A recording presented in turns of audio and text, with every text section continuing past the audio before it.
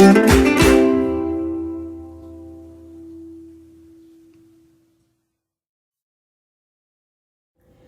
designing this kitchen, there were a couple things that I really wanted. I wanted to be able to entertain lots of family and friends and for it not to feel too crowded. So one of my major beefs with my kitchen before was that my faucet, my sink was over there, and I looked out to a window that looked straight into a pole for our screen porch. So I really wanted to shift the sink to the back of the house so that I could be able to look outside to the pool.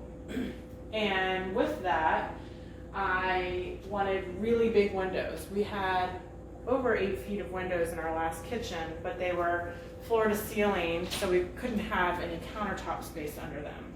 So with that being said, we switched out to these big picture windows. They're each 5 feet wide. And I was able to put the sink under the window so that I could look outside doing dishes. And I wanted to have a focal point on this wall since it's such a long wall. So I wanted this to be a feature in this hood and had a custom hood made.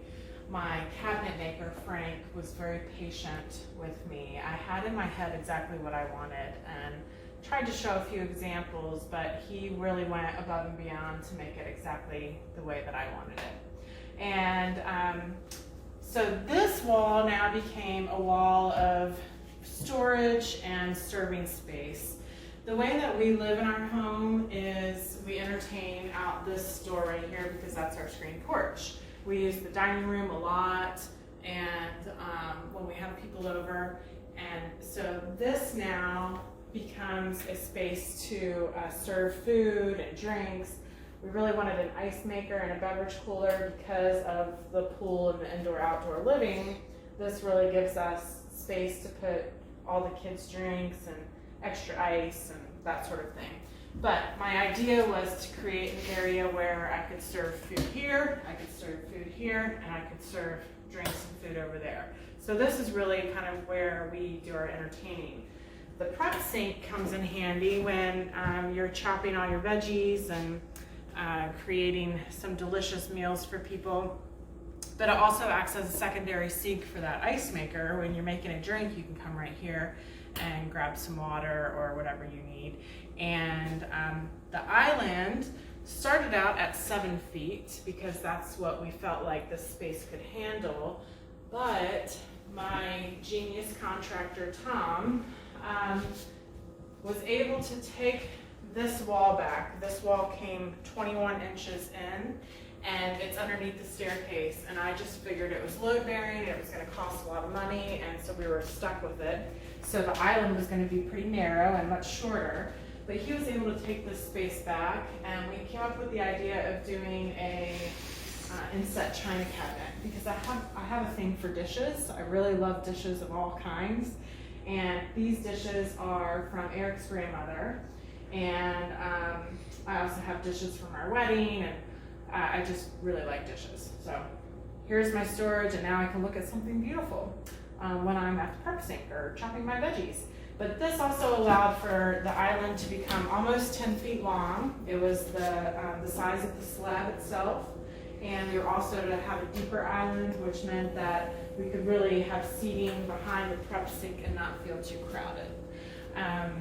The cabinetry style, I really wanted something that was pretty traditional and not too busy, but I wanted something other than what I was finding out there. Our cabinet maker, again, I basically told him I wanted a shaker with a bead of interest, make it a little different. And he created a door sample, he created 2 door samples, and this was it. As soon as I saw it, it was exactly what was in my head, and he put it right out onto the cabinet for me, so I was super pleased about that. So I asked for a soft white. I didn't even care what color white. There's like 50 whites out there. And so the island was really where I had a vision of a wood tone. And because we replaced all the flooring throughout the house, I wanted it to sort of go with that wood. So after about 8 samples and some frustrated Staint and Pain guys, we finally came up with a color that I really liked, and I just could not be happier with it. I think it's beautiful. So one of my favorite parts in real estate is helping people see the vision for a new home. So, you know, selling a home is really hard, and it can be very sentimental. Buying a home is super fun, and kind of finding your next dream home. Sometimes your dream home, though, turns out to be a nightmare. You start looking and you think, well, I really want to be in this specific neighborhood or this specific school district, and well, my budget is X dollars. What can I get for that? Well, if you're creative and you can see the vision of a home, you can go in and get a great deal on a house and know that you can make it your own. So, you know, if you're up for the adventure of a renovation, it can be really fun to then see the product of the home that you really want, and that really is your dream home, and you got it exactly how you want it. So one of our favorite things to do is to help people buy that fixer-upper and then create the vision of taking down walls and new kitchen and, you know, all of those great things that make a home your home.